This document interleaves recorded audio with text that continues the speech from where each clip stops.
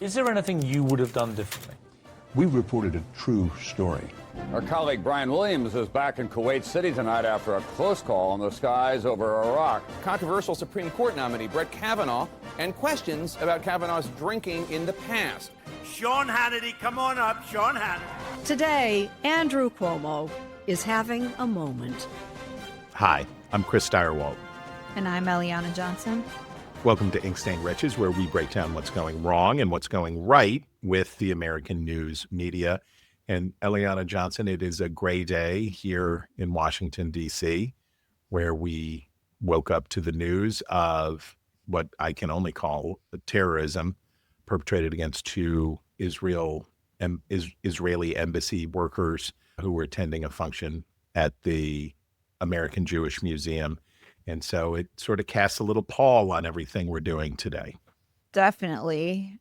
My thought about this, and this happened last night. We're recording on Thursday. It happened Wednesday evening. We're still going to learn a lot, presumably, about the background of the shooter who was arrested, 30-year-old guy who donned a keffiyeh after the attack and was shouting "Free Palestine." So presumably we'll continue to learn a lot more about this. Is that for the past 2 years or so, since 2.5 years, since October 7th, we've seen the harassment of Jews take place on college campuses, increasing security there. But there hasn't really been much in the way of punishment. The cops have been called in reluctantly on some of these campuses. Students have been arrested. But in terms of follow through from law enforcement, mostly the kids have reached plea agreements and been let off without much consequence. So this tragically seemed to me like a natural escalation where you have a slightly older young person, the shooter's reportedly 30 years old, targeting slightly older people, just an outgrowth of what's been happening on campus, of the severity of all this. And reading about the victims, we learn they appear to be either Christians or converts to Christianity. Either way, they were employees of the Israeli embassy, at least one of whom definitely, the young man, was not Jewish, but were just in proximity to a Jewish event and worked for the Israeli embassy. So that's my hot take for now. Well, you have an obsession this week that I think speaks to the same issue. And for me, it's the constant reminder that we have these conversations in the abstract, but in concrete practice, this is not something that you see with other groups, right? This is not, and when you do, maybe I'll frame it in a positive way. I hope that what we see in response to these murders is universal condemnation. I hope we see this treated as what it is, which is a big story and an important signal about what the world is actually like, not what people say in college classrooms it is, that this is taken for what it is and not wished away. All right. That was sort of separate from our front page, but we will now move to our front page.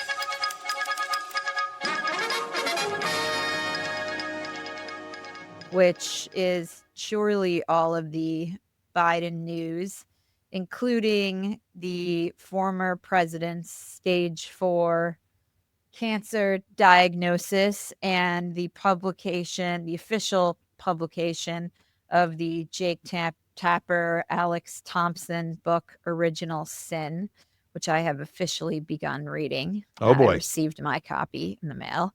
Officially begun digging into it. I am enjoying it, I have to say.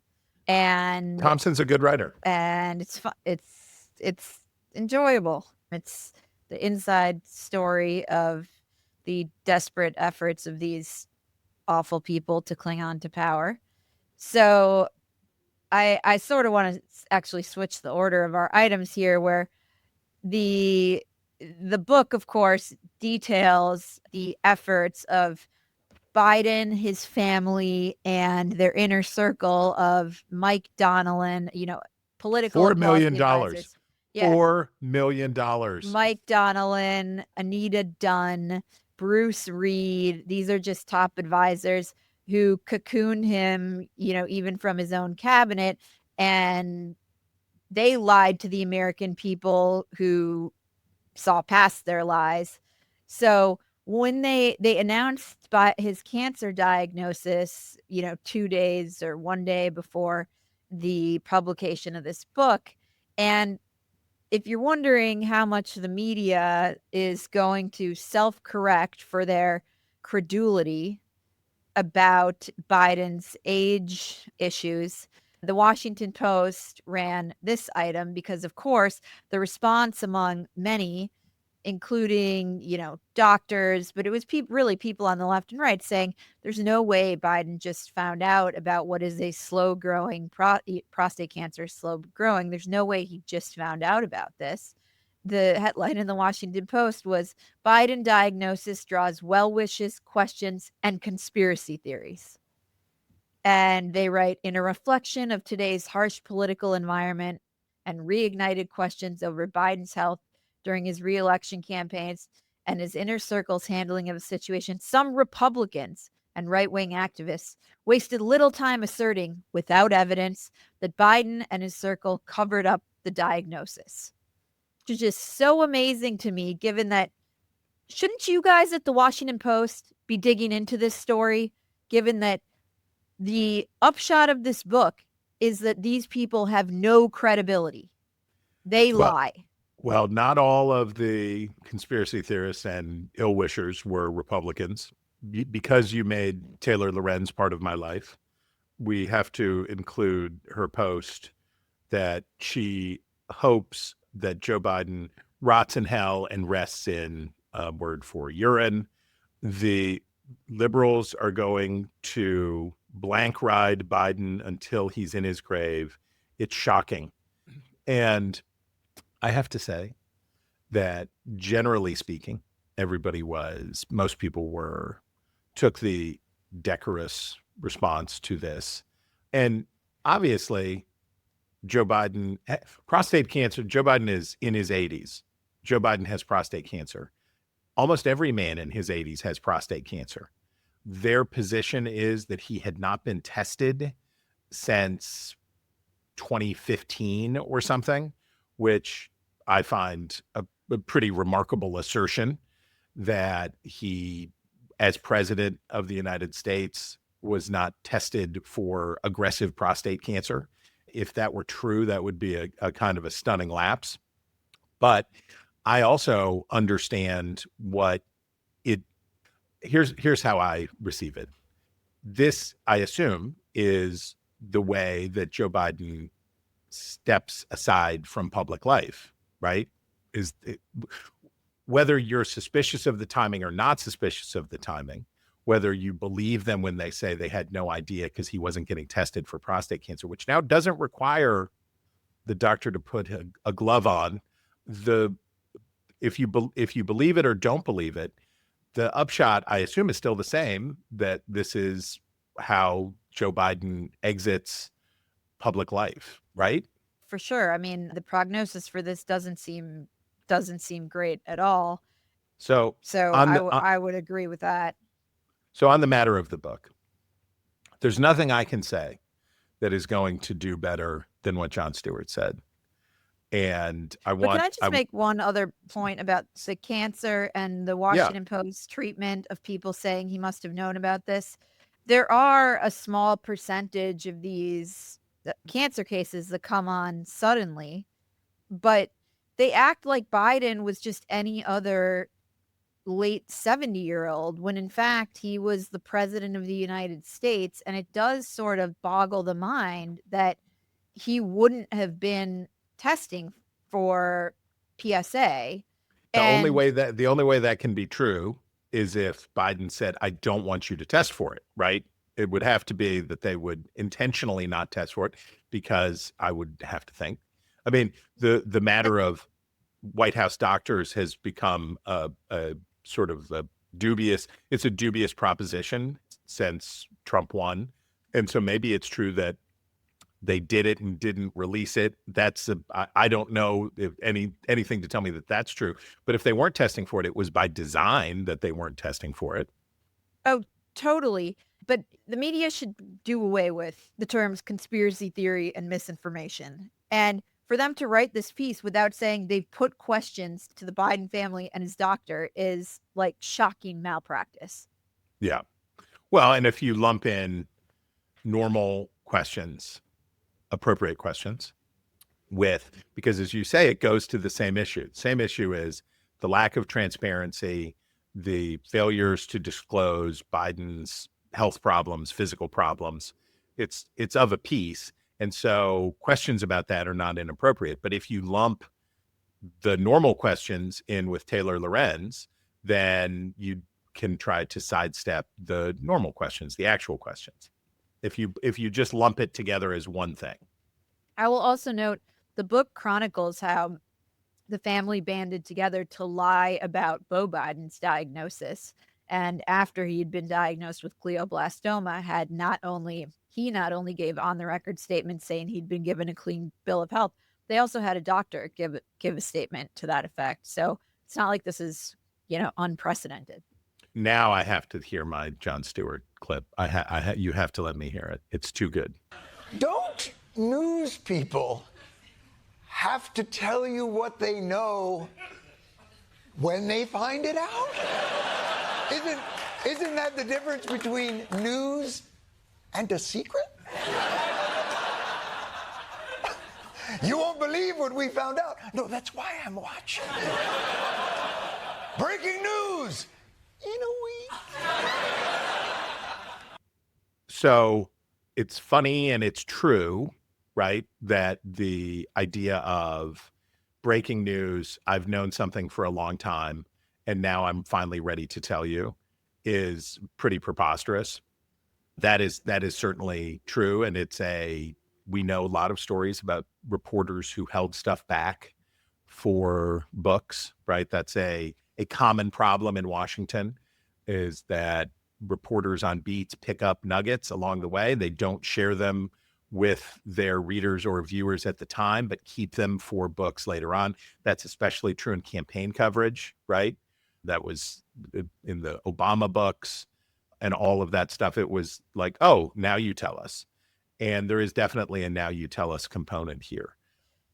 But the other component here is I see this book and what's in it and I've only read the excerpts. I do not have the book as a necessary and unpleasant discussion that Democrats have to have about this problem. And I don't expect them to I don't expect them to hold hearings, but I do expect or I do hope for Democrats that they are able to understand. Well, first of all, they should apologize to Dean Phillips, who got rotisseried. He made some mistakes of his own, but he got rotisseried for making the very obvious claim that Joe Biden was too old to run for office. And as Democrats criticize, rightly, Republicans for a sort of cultish approach to Donald Trump, they should use this as an opportunity to remember that the power of partisanship and the power of groupthink and all of that gets in the way of good patriotic service frequently. The other thing that I wanted to note about this is I don't actually agree with Stewart's criticism.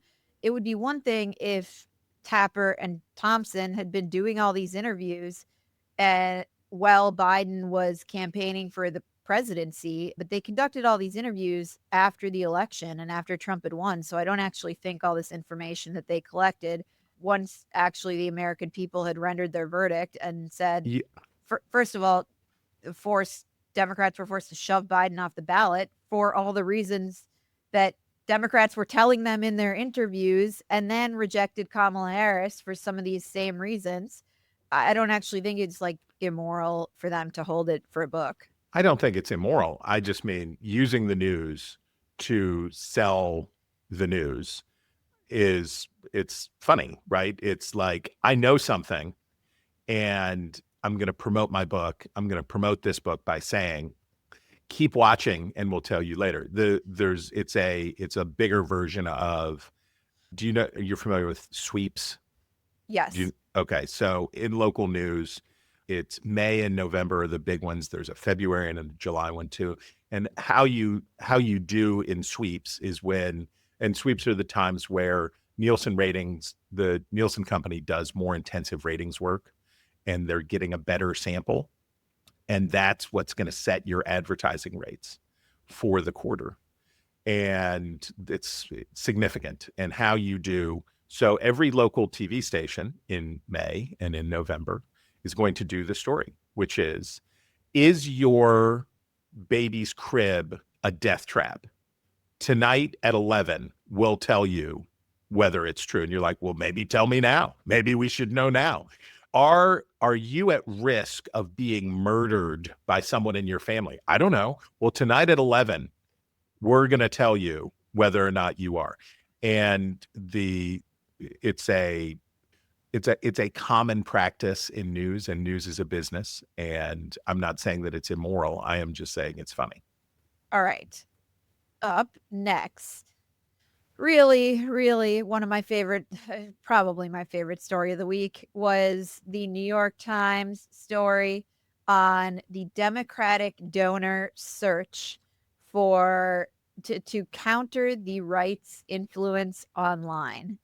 And the headline of this piece is, Democrats throw money at a problem, countering GOP clout online.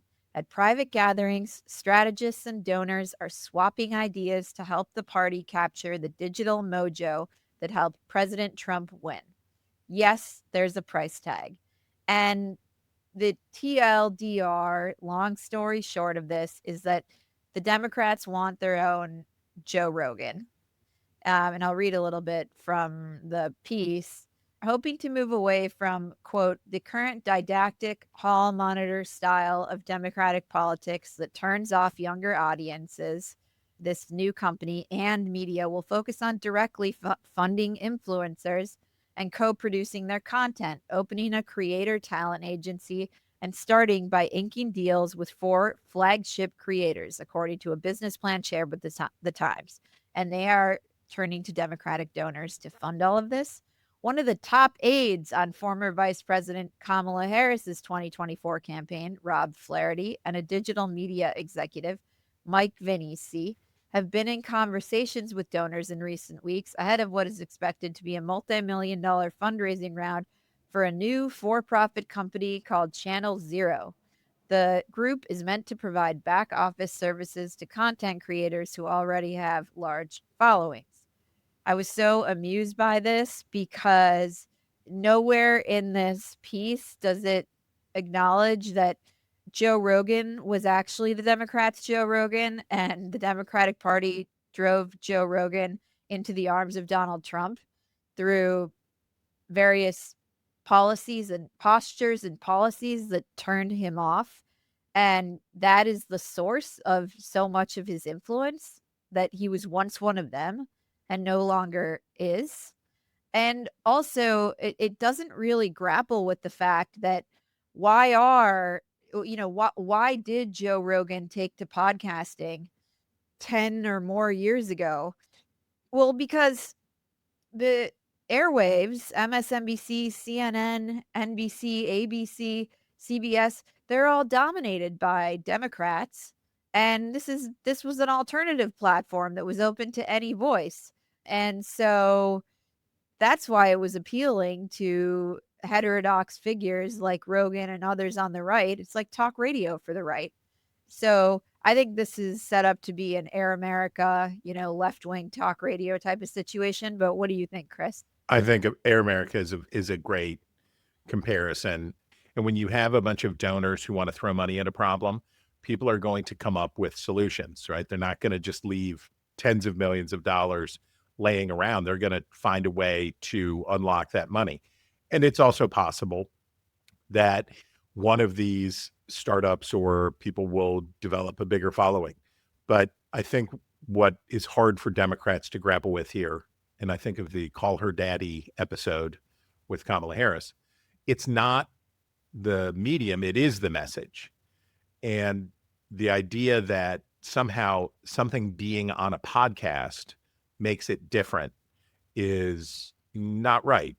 Whether it is on TV, whether it is online, whether it is a podcast, whether it is whatever, the problem that Democrats have, and we have the new data out from the research firm Catalyst that looks at how substantial the shift was among male voters in 2020. People. Yeah, well, younger men, not young women. The gender gap got bananas, the most intense ever, or the most intense that I'm aware of. And what you see are that young men were profoundly disaffected. They turned out in large numbers. The idea that if what they say when they mean is, if what they mean when they say they want their own Joe Rogan is that they want someone who connects with and energizes young men, they have a problem, which is a Democratic Party that through the journey of Me Too and the Black Lives Matter movement and other things has made itself, well, I'll put it this way. Tim Walz recently said that Democrats are making a mistake by not standing up for trans rights. And I thought, trying to put the toothpaste back in the tube on, if we just take the trans issue, right? If you're thinking about what's one issue that is likely to antagonize young men the most, there's a real good one, right? Young men who are insecure about things, who do not like the idea of this. This is a cultural change tailor-made to induce anxiety in young men. And it would be one thing for Waltz to say, well, we did it wrong. We did this wrong. And the absolutism with which this subject was embraced in 2018, 2019 was wrong. And we have to show voters that we're not extremists on this subject. But that's not what he's saying. And until Democrats are ready to say what you will about Gavin Newsom, but he is addressing the problem. He is actually going to the actual problem, which is not that they don't have a cool podcaster. It is the actual problem is that the policies that Democrats embraced and the attitudes around intersectionality, trans rights, a host of things, alienated them from young men. And when you combine that with high inflation and a general vibe that Biden, that the status quo was unacceptable, you get the backlash. And it's always more appealing to talk about the medium than the message in politics. What do they always say when ideologues or people who embrace a certain viewpoint say after their side loses an election, they say, well, they didn't talk about it the right way. They didn't talk about it the right way. Instead of, and I understand why they do this, instead of saying people hated the policy, right? It wasn't that the messaging, sometimes the messaging is off, but sometimes people just don't like the policies. And sometimes people just don't like the candidates. And I think it's a lot easier to talk about finding your own Joe Rogan than it is to have a more difficult conversation about how to fix what's wrong. Chris, next up, do we think many other world leaders are going to want to sit down in the Oval Office with Trump after South African president came and was treated to sit down with Trump in the Oval Office in which Trump played a video of a quote unquote genocide taking place in South Africa. And I told you before this, like I didn't follow this actually all that closely, but do you wanna take it away? So South Africa is a struggling, failing nation that the president of which very much wants an exemption from the tariffs that Donald Trump is putting on South Africa. They are a poor country getting poorer, and they want a deal. And Donald Trump said, you can come and plead for a deal, but you're going to have to do it under the hot white lights in the Oval Office. And so the president of South Africa wisely brought with him some white South African golfers, professional golfers, to come along. There was brought a billionaire along too, brought Trump's favorite kinds of things, old golfers and billionaires, and said, like, give us a chance. And so Trump is going to prosecute him for a white genocide.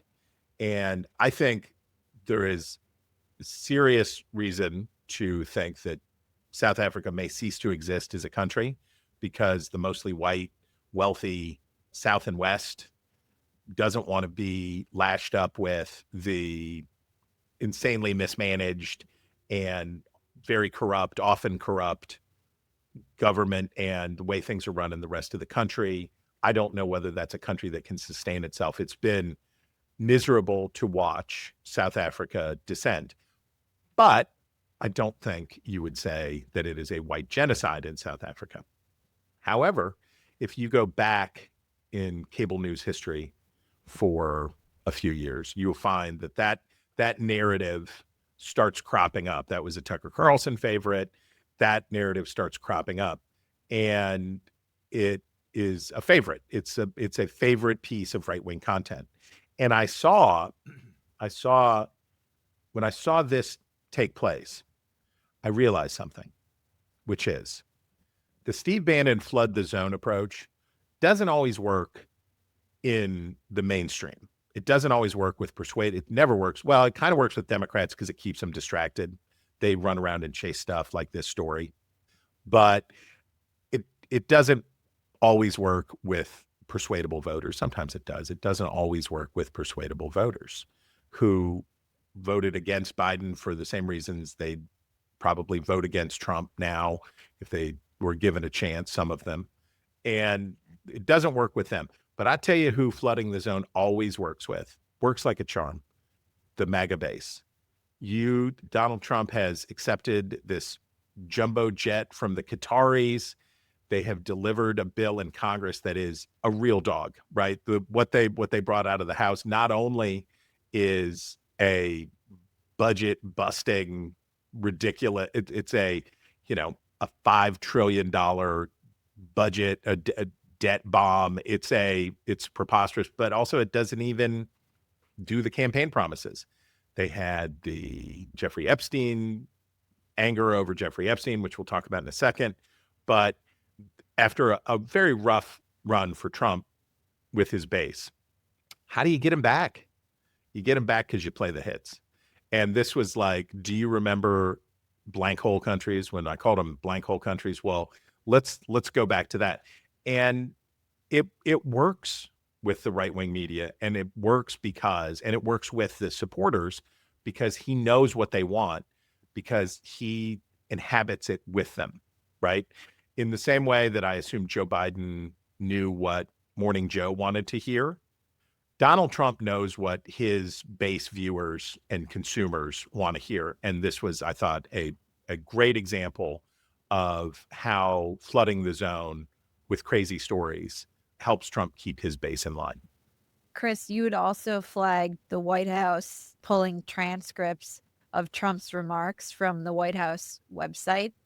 And NBC News notes, as recently as Sunday, transcripts of Trump's speeches and comments were still showing up in the remarks section of whitehouse.gov. The next day, they were gone. Snapshot, a site from an Internet Archive show. The only transcript appearing now is of Trump's inaugural address on January 20th. The idea behind the move is that people will get a fuller and more accurate sense of Trump by watching and listening to him as opposed to reading a transcript, which they may not be inclined to do anyway, the official said. Purging the transcripts and switching to audio and video of Trump's remarks was intended to create consistency across the website, the official said. It's about transparency and it's about consistency. Do you remember when the Biden White House was pilloried, rightly, for apostrophe gate? You remember that? Where I forget what Joe Biden said that was awful about Trump voters, or I forget what the exact context was, but they slid an apostrophe around so that it would be that he was attacking Trump, not Trump's voters, because they were. Yes, I do remember this. The Republicans were triggered because they said that this is everything with Republicans is a deplorables moment. Anytime you say, if a Republican clubs a baby harp seal to death in front of you and you say, that was horrible, you say, another deplorables moment. So the Biden White House gets rightly roasted for shady apostrophe games. Well, the Trump White House has an improvement on that, which is just don't do transcripts. Just get rid of the transcripts, and then it will be harder for people to find out what he said, because who has time to listen to an hour and a half of Donald Trump, what does he call it, doing the weave, to find out the pertinent things that he said. And I love that they just say it's more transparent. You're like, I'm pretty sure that this is, and this does go to a point that I often make, and I'm sorry to have to make again. Transparency and accountability are two different things, and accountability is preferable to transparency. If you could only have one, you'd prefer accountability. A transcript is accountability. Here's what you said. This is what we say he said. It's official. We're taking ownership of these remarks, and we acknowledge their existence. Transparency is useless without accountability, and this is another step down the ladder into unaccountability. It's a woof. Well, the White House doesn't really seem ashamed of the things Trump says. He's certainly not ashamed of the things he says. The most notable ones are on truth. So I don't actually understand this move. Like, I assume that the goal here is to make it harder to find out what he said, right? That's all I can assume. The truth posts are available. You can go see those in the official White House account, post those. But I assume, and I don't know whether there was a particular utterance that was problematic that they wanted to get rid of or make it harder to find. And so they just said, let's just nuke them all. But I would imagine that, again, you can generate, thanks to AI, you can generate your own transcript of what you could feed a reporter could go feed Donald Trump videos easily into AI and get a transcript. But it won't be a White House transcript. It won't be the administration saying, this is what he said. This is what he said. And so that later when you want to say, well, you lied about that, or you promised this and you didn't do that, or that was in here, then they'll say, no, I think you must have misheard. I think the apostrophe was in a different place. Yeah. All right. What do we have next? I have to do this. It's just amazing. So it's all fun and games when you're out of power. It's all fun and games. Jeffrey Epstein, the White House had a reporter for Zero Hedge, which is, I don't know how to describe Zero Hedge.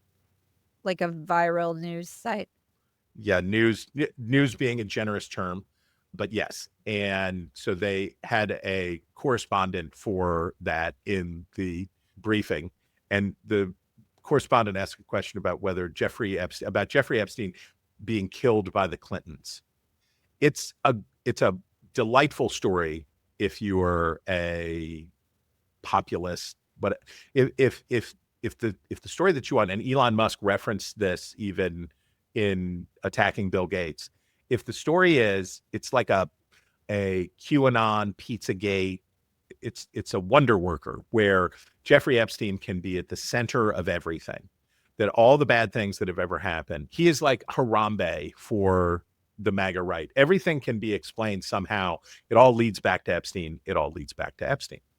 So Kash Patel and Dan Bongino are tasked with cleaning up the mess that occurred when the Attorney General said, we have the Epstein files, we have the report. And they brought all these right-wing influencers in and gave them the files. And you know what was in the files? Nothing. It was a bust. And people were outraged. So here comes Dan Bongino and Kash Patel from the FBI, and they're going to clean it up. So what do they say? They're like, well, sometimes people commit suicide. I guess sometimes people commit suicide. And the response from the right, I included this Glenn Beck as just one example of many. This was a storm surge of outrage from sort of the cranky right media about, we were promised that when you were in power, we would get the truth. And what, of course, Kash Patel and Dan Bongino didn't understand adequately is you can't tell people anything who already believe they know the truth. Any answer, this is sort of like the Kennedy assassination stuff, any answer that isn't, it actually was the CIA, unless you tell them what they already know to be true, they're not going to believe you. And what Bongino and Patel thought, obviously, was we have credibility with these people, and they're going to believe us when we tell them the truth. And then they don't believe them, and it's insufficient. And this is the Jacobin problem of populist revolutionary movements. There's no one's revolutionary zeal is beyond question. And if you don't get, and this is such good content for folks like Glenn Beck, they're not going to give it up just because you say, we checked it out, it's a gross story, the whole thing is terrible, and everybody hates it, but yeah, he killed himself. They're just not going to let that, they're not going to let that be. All right, Chris, that brings us to Elon Musk. And the Wall Street Journal reports on Musk's quiet retreat from center stage. And their headline is Elon Musk to cut back political spending after huge bets on the 2024 election. Tesla CEO says he's now focused on winning more control of the company. And the piece reports on Musk's remarks. Elon Musk says he plans to cut back on political spending after making huge donations in the 2024 election to boost President Trump.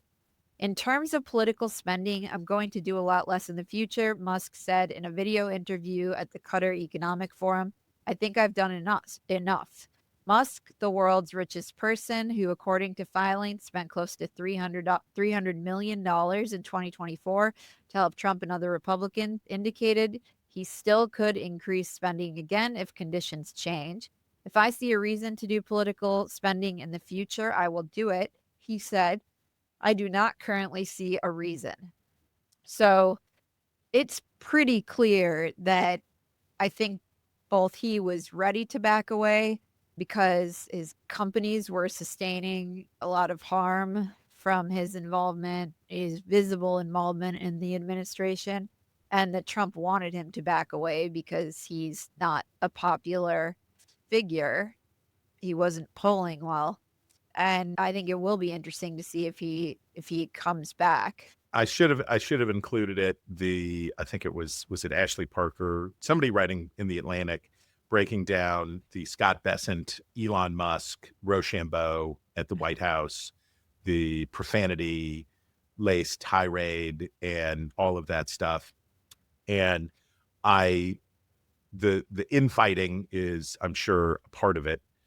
Another part of it, of course, is that when Doge got started and this discussion got started in earnest, the idea that Elon Musk had was that he had won the election for Donald Trump, right? And he had his $250 million had made the difference. But as we've talked about here before, and certainly as was demonstrated in the Wisconsin judicial elections that Musk lost, Musk's involvement, his personal engagement in these races didn't make the difference, because if that were true, Pennsylvania would have looked different than other states, because Musk threw but he's put a substantially larger amount of energy and money and time into Pennsylvania. And Pennsylvania was in the middle of the field in terms of shift from blue to red.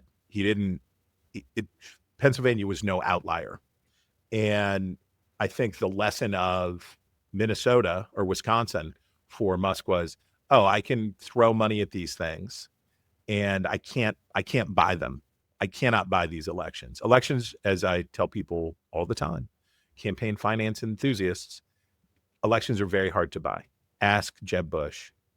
They're just very, very hard to buy an election. And that has implications for the Republicans in Congress. The threat of Musk, the original concept of Doge was Republicans were going to do what Elon Musk said, because if they didn't, he could weaponize Twitter and he would devote his money to defeating them in primaries. And I think if you're a Senate Republican, if you're Joni Ernst or somebody who came under threat from Musk before, you're probably not fully relieved, but you're probably less anxious now, because there is proof of the concept that he can't. I mean, look, in a Republican primary, I'm sure Elon Musk could still have massive influence, but his influence has been tested a few times, and he was not able to deliver the things that he wanted, nor was he able to deliver the Doge cuts that he promised. And I think that's I don't know whether he's actually pulling away, but I do suspect that this will be part of a larger trend for the right-wing tech bros, that turns out that it's not as much fun, it's much harder, and Trump is much more difficult to deal with. And it's not like a business. It's not fun, and it's not easy. So I think that's that. And Chris, you had flagged Musk insulting an interviewer for asking about Doge. He was wearing a bomber jacket, and so this was the first interview with an adversarial outlet, right? This was the first. He was doing Bloomberg. He's trying to get his business back up to where his investors want it. And so he does Bloomberg. So he's going to do this interview. And the reporter asks the most obvious question that you would, for me, I don't know what people in the business world think the most obvious question is. Most obvious question for me is, what happened? You said it would be true. And to Musk's credit, he does answer in a roundabout way the question.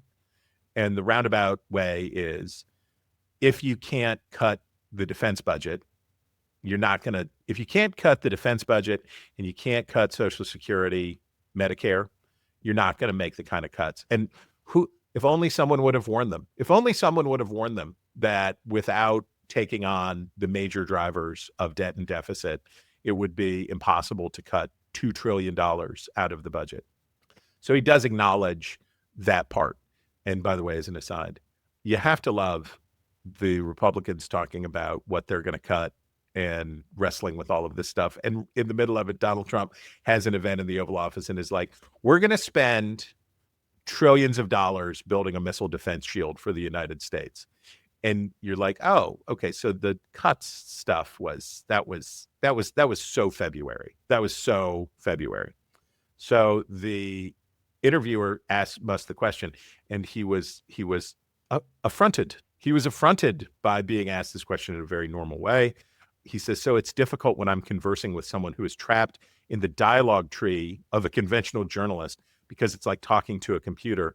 He also said, I feel you're somewhat trapped in the NPC, non-playable character video game parlance, dialogue tree of a traditional journalist. What could there be a more tone deaf way to talk about things?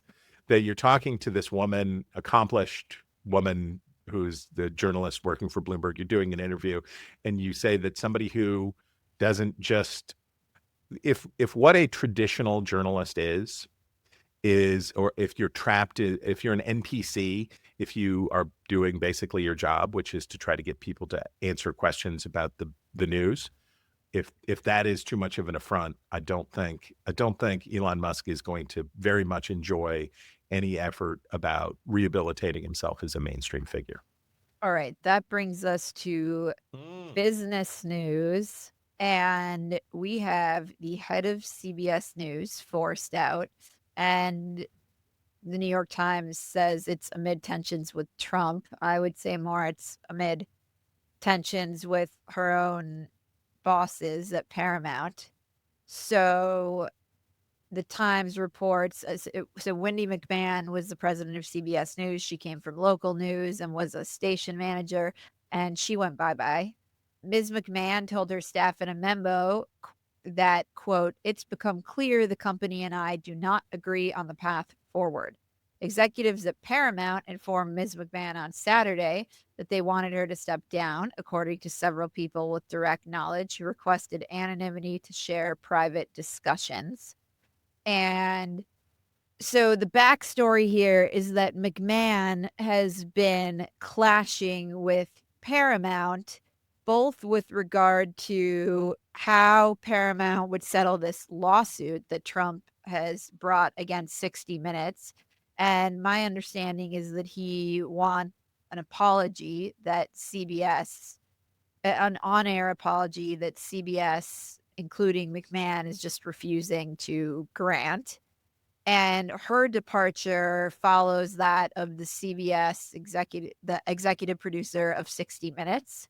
So there's a lot of exits here, but at CBS News, but she's also clashed with Paramount chairwoman Sherry Redstone, who's trying to get this merger done with Skydance, which is why her negotiations over this Trump lawsuit are important, over the anti-Israel, what she views as the anti-Israel programming at CBS, both at 60 Minutes, where Leslie Stahl asked one of the hostages, American Israeli hostages, if he wasn't sure that Hamas wasn't starving, and that's why he was starved, and over McMahon herself publicly upbraiding the morning host Tony Dockapel over his interview with Ta-Nehisi Coates, and Sherry Redstone publicly said she thought that was a mistake. So there have been a lot of other problems here that don't really have anything to do with Trump, where she has clashed with executives, not to mention the rolling disaster of the CBS Evening News, where they took Norah O'Donnell off the air, and they now have a rotating cast of hosts. And I believe Brett Baer at 6 o'clock on Fox is now outrating this major network show. The ratings are totally in the dumpster, and the 60 Minutes producer who left, Bill Owens, and McMahon were overseeing that. So there's a lot about this that has nothing to do with Trump, is my only comment. The pressure from, so Trump filed a, what was it, like a $10 billion lawsuit. I forget the number. It's an amazing number against CBS for the is this over the edits to the Kamala Harris interview? Yes. Okay.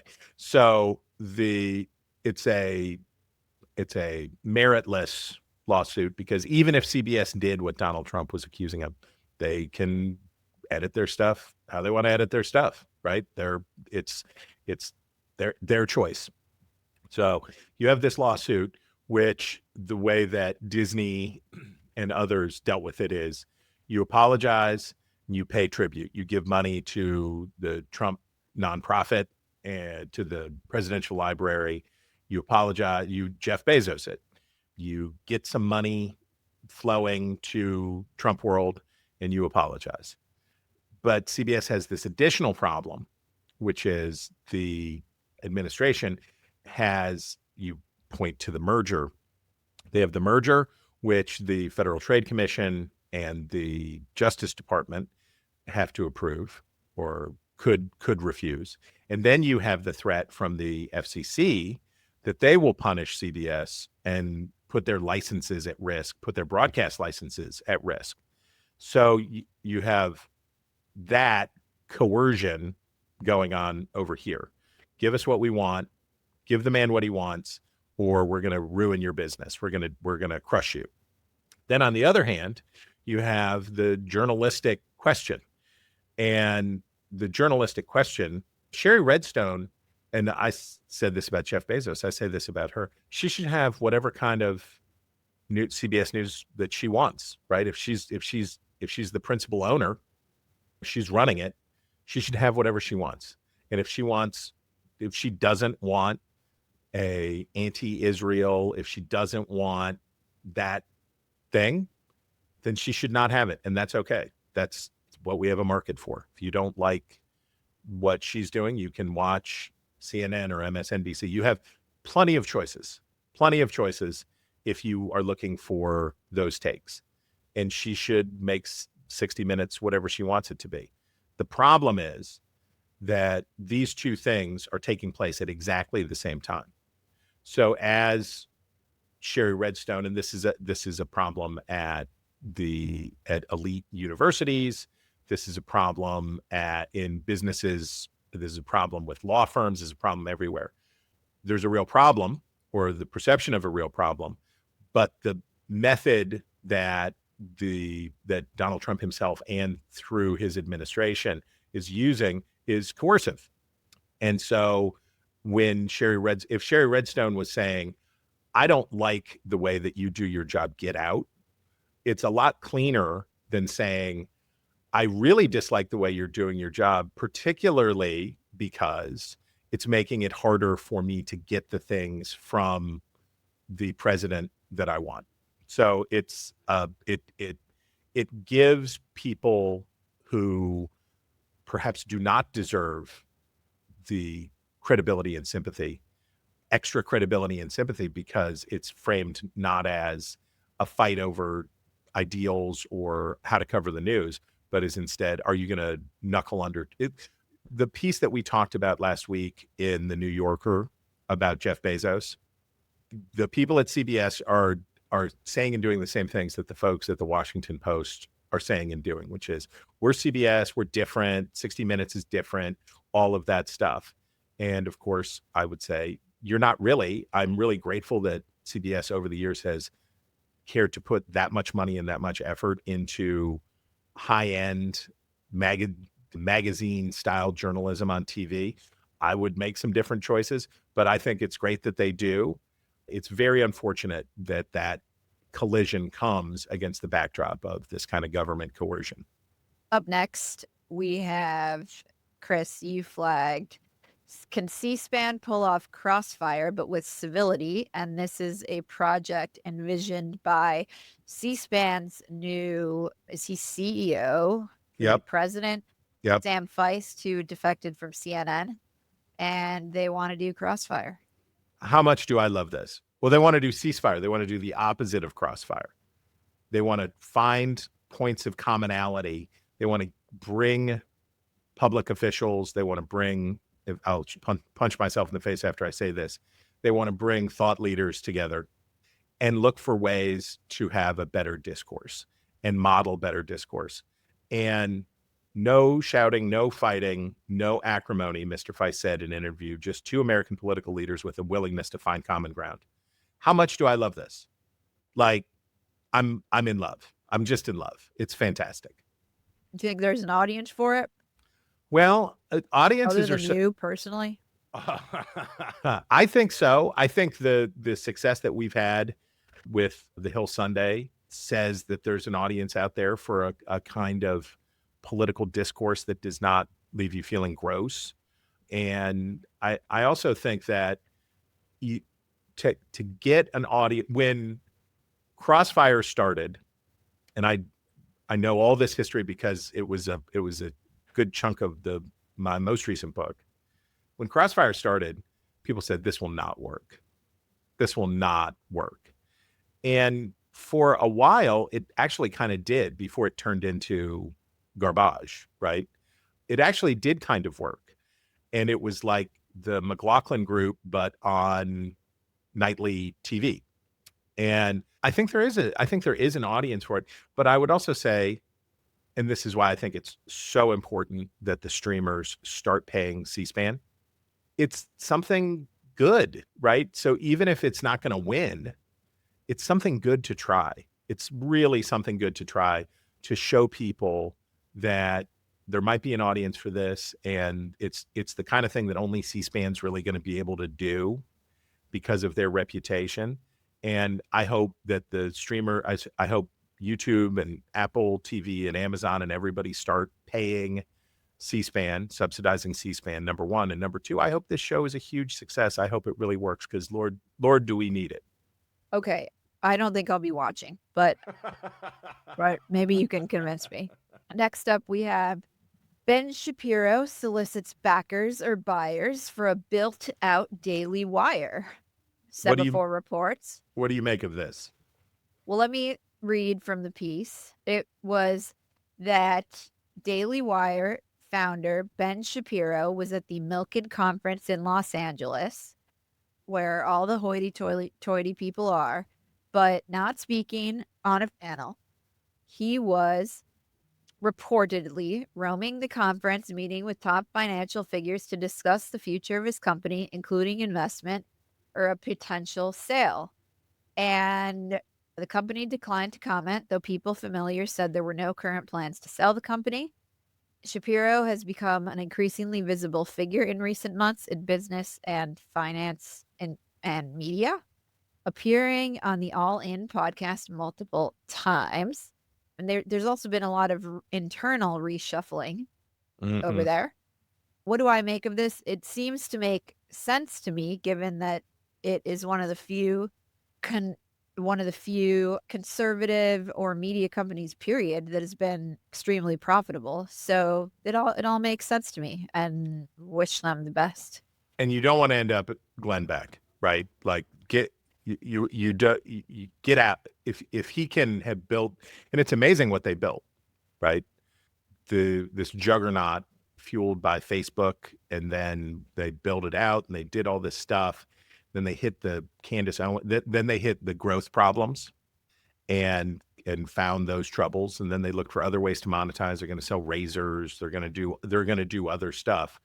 But I think it looks to me like a mature business, and a good thing to do with a mature business is to sell it. And that makes a lot of sense to me. And then I would be very interested to see. So what does Ben Shapiro, who has navigated this era more successfully than most, both from a content standpoint, but also from obviously the business standpoint, what would be next for this guy is what I'd like to know. Me too. And I think he's been supportive of Trump on the right things, critical of Trump on the right things. And so, yeah, wish him the best on this. Okay. Sesame Street saved. Yankee New Deal with Netflix. Right? You know? Hollywood Reporter reports, this unique public-private partnership will enable Sesame Workshop to bring our research-based curriculum to young children around the world with Netflix's global reach, while ensuring children and communities across the U.S. continue to have free access on public television to the Sesame Street they love, Sesame Workshop CEO Sherry Weston said in a statement.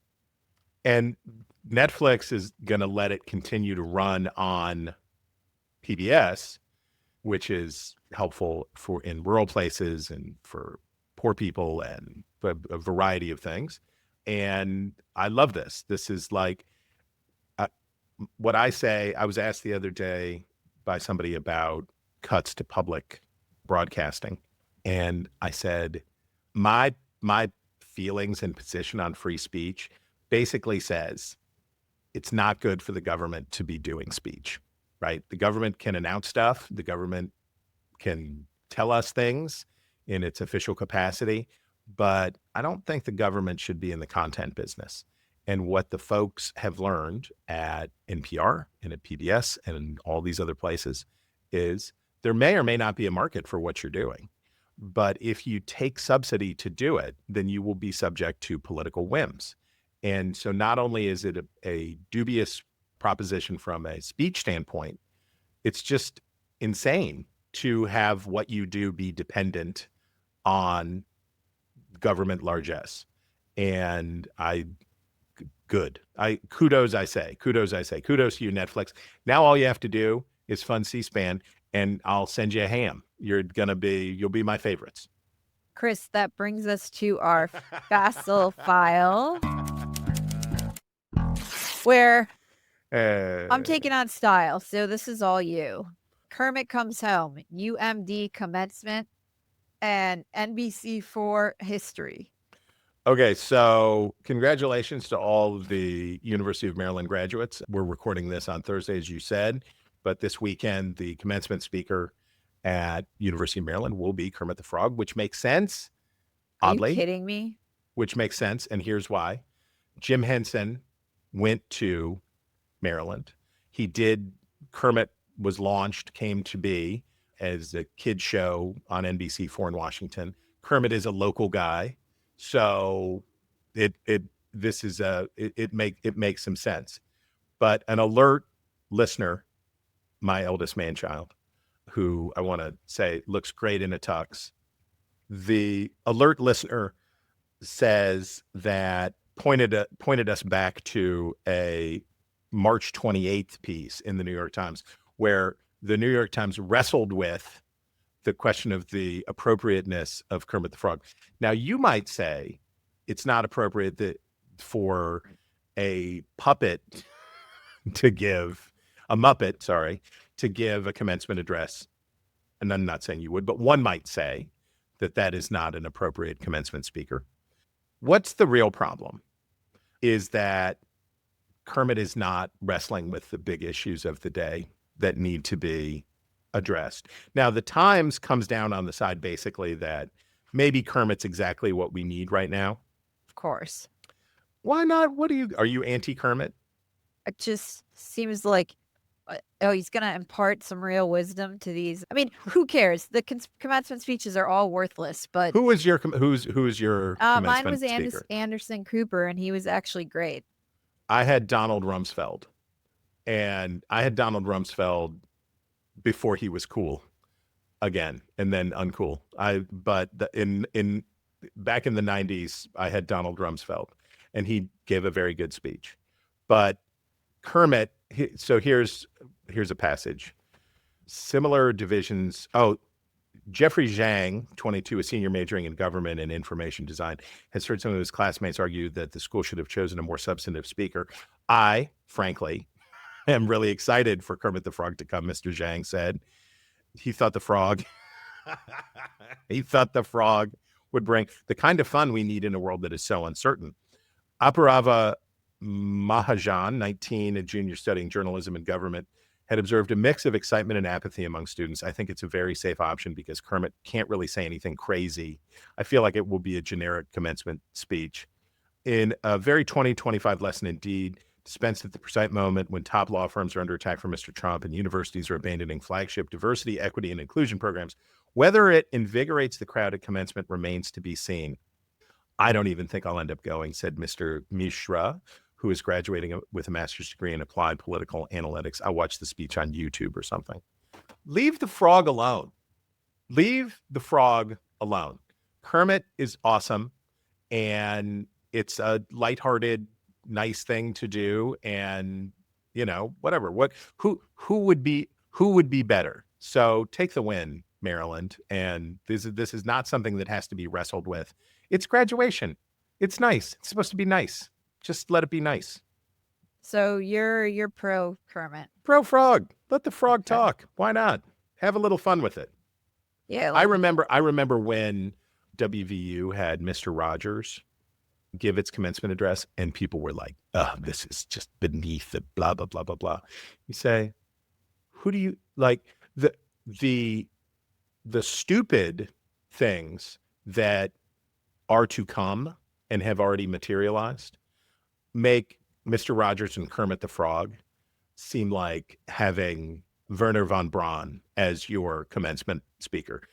Let them talk. Let the frog talk. Okay. I don't think I am so sanguine about that, but moving on. One thing I am sanguine about is our style piece. And I mentioned this last week, Chris, and you were like sort of I was in shocked. disbelief Yes. that Bill Belichick was in the audience for the Miss Maine competition where Jordan Hudson placed third behind the winner, who was a Trans woman, right? transgender. Yes, and she's honestly very, very attractive. Fetching. So, but our Andrew Stiles was covering this, and he writes that Jordan Hudson, the widely despised girlfriend of cheating NFL coach Bill Belichick, placed a humiliating third at his so-called beauty pageant in Maine, one of America's least attractive states. Belichick, 73, looked on as Hudson, 24, failed to take home the top prize at the Miss Maine USA competition. The winner, Shelby Ann Howell, will represent the state at the Miss USA pageant later this year. So this is just happening now. This now. This happened 10 days ago. 2 weeks ago. Unreal. So Unreal. Howell and second place contestant Eva Benjamin are significantly classier and more attractive than Hudson, according to a Washington Free Beacon analysis. Oh my gosh. The top two finishers were not the only contestants who outshone Hudson in terms of class and attractiveness. Isabel St. Cyr, who absolutely slayed as the first trans queen in pageant history, finished in the top 10. Okay, wait. So she didn't get beat by the trans. There was just a trans woman who finished in the top 10. Oh. But some beauty experts were stunned that she placed behind Hudson, who does not openly identify as trans. Wait, clarify this for me. Did Bill Belichick's girlfriend finish behind a trans woman? But No. a trans woman finished in the top 10. Sorry, I was misinforming you. The misinformation and disinformation about the Miss Maine pageant. Sorry, but run amok. we'll link the piece. That's hilarious. That's it's mean. She and placed hilarious. in close proximity to In the ballpark. It was this in the ballpark. St. Cyr transgender woman. Amazing. Okay, that brings us to our obsessions of the week, where we break down the stories that we can't get out of our heads. And mine was, I'm going to be totally solipsistic in doing this. It's an interesting story. A piece that I wrote for the Free Beacon about both being on a Pulitzer jury for national reporting, all of which was fine, but then posing questions to the Pulitzer board about their award for commentary, with which I had nothing to do, to a Palestinian poet, Mossab Abu Toha, who, a day after the Pulitzers handed down this award to him, his public commentary all over social media about Israeli hostages began to be, uncovered, although it was all out there in the public before the Pulitzers gave him this award, to the effect that these people aren't hostages, they're legitimate targets of war. And he was denouncing the press for humanizing them. And he named two hostages, Emily Damari, who was kidnapped from her home in Kibbutz Kfar Aza, and a second, Agam Berger, both of whom spent hundreds of days in Hamas captivity, and denounced the media for humanizing these Hamas victims. So I began asking questions of the Pulitzer board, which consists of 19 members, essentially, of, the grand poobahs of journalists and a few academics, but also of, a couple of novelists, including the novelist Viet Thanh Nguyen, who had signed a statement denouncing Israel for committing genocide like 11 days after 10/7, and the president of Columbia University, Claire Shipman. So I had asked them, were they aware of his statements, his public statements, before they cast a vote on this award? And was Nguyen required to recuse himself? If you support BDS, And if you denounced Israel 11 days after October 7th, you have to recuse yourself from voting on this award when this is one of the finalists. And then I wanted to know whether the president of Columbia University had voted on this award. So ultimately, I received a note from the administrator of the Pulitzer Prizes, a journalist named Marjorie Miller, who told me that my questions to the board were a violation of a confidentiality agreement I had signed with the Pulitzers when I agreed to serve as a juror. And that agreement essentially said that I would not disclose the finalists that my little jury, so there are a bunch for each category, there are a bunch of 5 to 7 member juries, and the juries narrow down the entries in each category, whether it's national reporting or public service or commentary, to 3 finalists. And those finalists are sent up to the board, and the board chooses a winner from those 3 finalists. So I agreed to keep the 3 finalists chosen in my category confidential and my service on the jury confidential,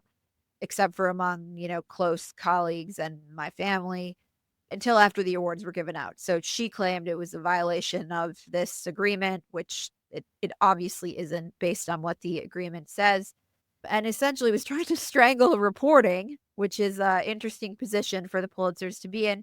So I wrote about this whole experience in a piece for the Beacon, and I think it says a lot about what the Pulitzer Prizes are about, where they really stand on trying to hold powerful people to account when either they are the powerful people or they like the powerful people. And yeah, it was an interesting experience. Tell me about how the judging part of it was. Was that fun? What was that like? There was nothing all that unexpected about it. Each of us read through the entries that were submitted and then discussed, there were ones everyone agreed didn't make the cut. And then What was your category? National reporting. National. So the big one. So the Wall Street Journal's reporting on Elon Musk won in that category, which was very good. And we also agreed to keep confidential the internal deliberations, but you can imagine, debate among entries that there was disagreement among the 5 members.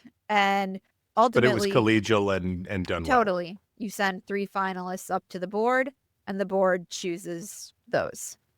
So there was no drama in terms of the service part on the jury. Well, I'm sorry that turned into a bummer, but I'm glad I don't they asked expect to you. be invited back next year. I don't think you'll have to worry about that, but I'm glad you were asked in the first place. A decision they surely regret at this point. Well, they don't ask for Eliana if you don't want the full Eliana, I guess is what I would say. God forbid anybody asks some questions about, why somebody who denounced the humanization of Israeli hostages got an award. All right. I confess I have not read it yet, but I look forward to reading it. I look forward to your feedback. You want me to obsess now? Yes. Okay. We're recording this hours after House Republicans, like a elderly cat, coughed up a hairball of a reconciliation bill. And my obsession is about how much credulity we in the press should treat these sorts of things. And I use as the example, there were 2 people who had been no votes, Congressman Andrew Garbarino, I think. Okay. The congressman from New York, and David Schweikert of Arizona. And these are both competitive districts. And they had both, understandably, opposed the legislation, which was whatever you wanted that legislation to be, it was not a good one. It was not if you're anti-cuts, pro-cuts, more tax, whatever. This was a real dog's breakfast. And they did the best that they could. And by the way, Mike Johnson deserves a lot of credit. It was Virginia Fox, I think, who said, I'm going to nominate him for sainthood because he keeps pulling off these miracles. And it has been amazing to see that Mike Johnson, who looked like he might have the shelf life of an uneaten burrito left on the counter, has turned out to be good at he has reached a Nancy Pelosi level of ability to keep his conference in Congress together. And so they passed this bill out. But the funny thing to me was that Garbarino and Schweikert didn't vote. And Johnson said, "Oh, they slept. They were asleep. They were asleep." And I find it funny because it's interesting. It's very interesting that the people, and of course, both said, "Oh, I'd have voted. I'd have voted for it.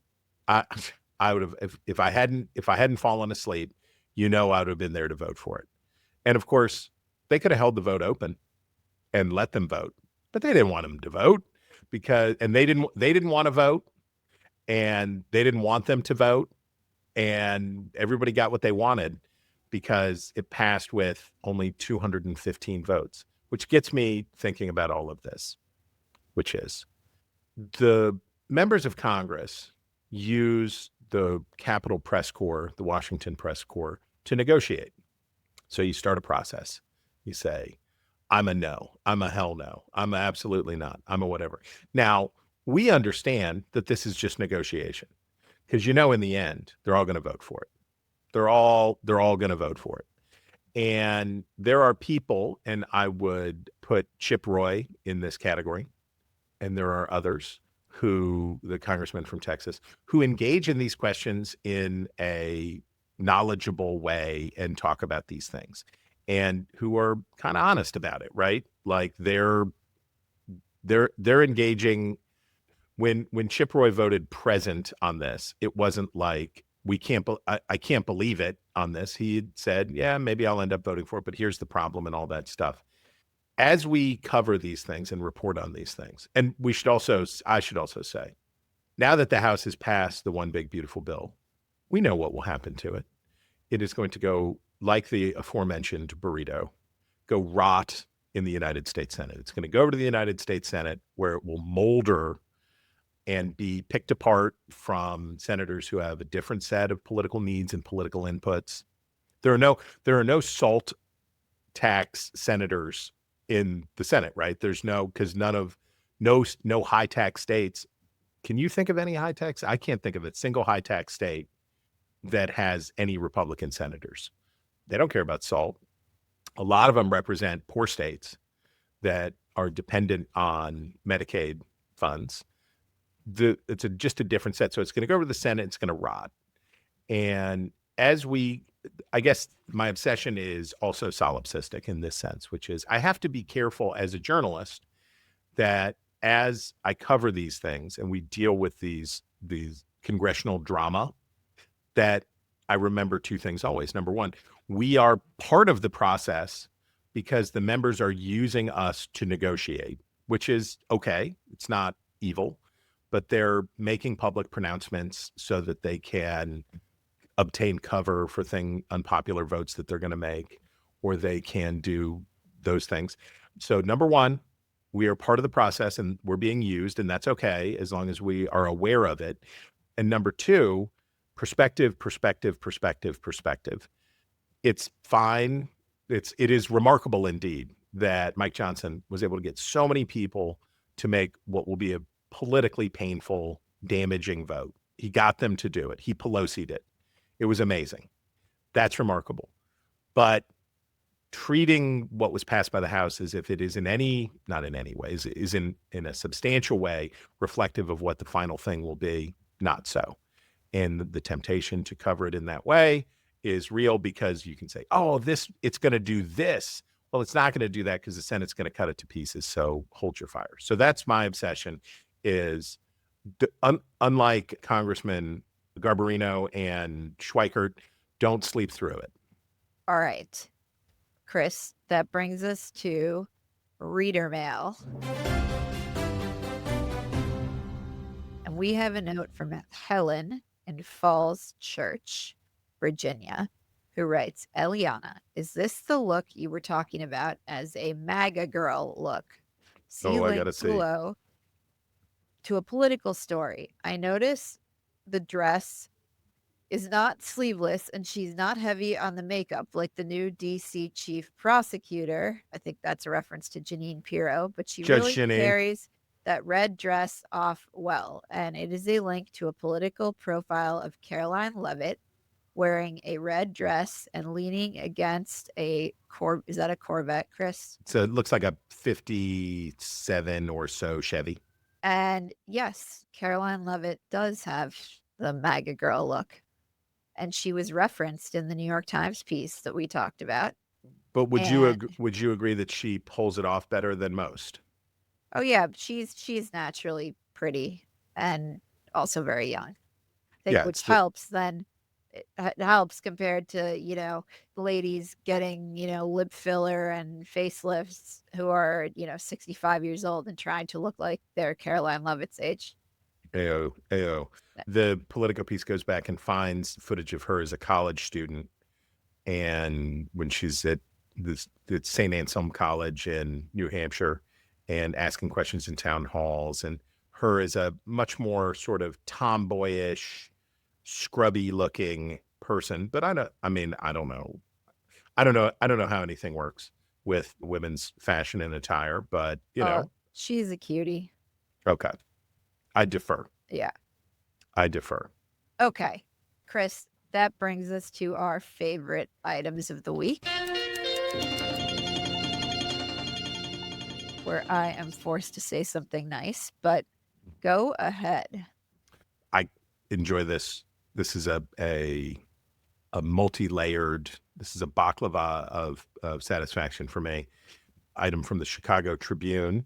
Chicago Sun-Times prints AI-generated summer reading list with books that don't exist. And so this is the Chicago Tribune bagging on their crosstown rival, the Chicago Sun-Times, for an insert. And it was not presented, it was sort of news loaf, news adjacent content, but this was an insert, an advertising insert. And the person that they bought the advertising insert from had used AI. And I saw one interview with this cat, and he said, I usually check. I ask AI to do a lot, and I usually check. But I don't know how this one got past me. And I enjoy it. I hope you look at it, and you can see the names of what AI thought books that people would want to read would be. And it made me laugh out loud, and I hope you enjoy it. What are some of the names? Tidewater Dreams by Isabel Allende. The Collector's Piece by... There it is. The Collector's Piece, Piece, by Taylor Jenkins. And it goes on from there. They're just what AI slop think. AI slop does not think that America's reading audiences are very good or sophisticated. That's good. All right. Mine was like totally prurient. I guess yours is too. It was a Wall Street Journal business piece. Headline, how two CEOs mixed romance and business leading to scandal. And this has actually gotten a lot of attention in the business press. The subhead is Kohl's CEO Ashley Buchanan and Chandra Holt, who is a Walmart It's a man and a woman. You should make clear it's a man and a woman. It's a man and a woman. Ashley is a dude. Yeah. Lived together in Texas, but kept their relationship quiet as their interests became intertwined at retail chains. And it is about how these high-powered executives, this man, Ashley Buchanan, was Kohl's CEO, but he was forced to resign after an internal investigation showed that he was in a relationship with this Walmart executive who is the former CEO of Bed Bath & Beyond. And he had done a deal at Kohl's with a side business that she had called Incredibrew. It's coffee with vitamins, collagen or melatonin or whatever in it, to sell Incredibrew at Kohl's. And the investigation found that the deal was very favorable to Incredibrew rather than to Kohl's. So they pushed him out. And the piece is all about their relationship as the two had these major positions, often at the same company, sometimes at different companies. And it's just an interesting read.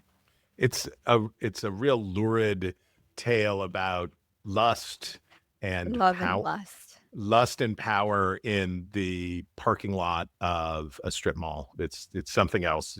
You never cease to amaze me with your finds in this category. Well, it's just a fun read. Or I was for me.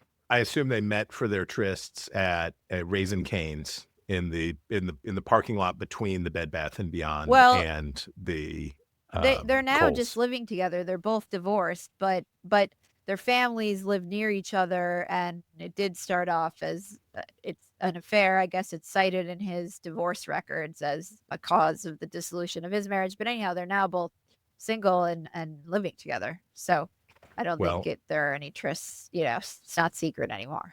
Well, we know that they're not at Hobby Lobby. That's all I can say. We know they're not at the Hobby Lobby. That is true. That is all the time we have for the news about the news. If you have a story you want us to talk about, email us at wretches@nebulouspodcast.com and sign up for our newsletter at nebulouspodcast.com. This has been Ink-Stained Wretches from Nebulous Media, produced by Colin Chicola. Find us on iTunes or wherever you get your podcasts. Just search for Wretches.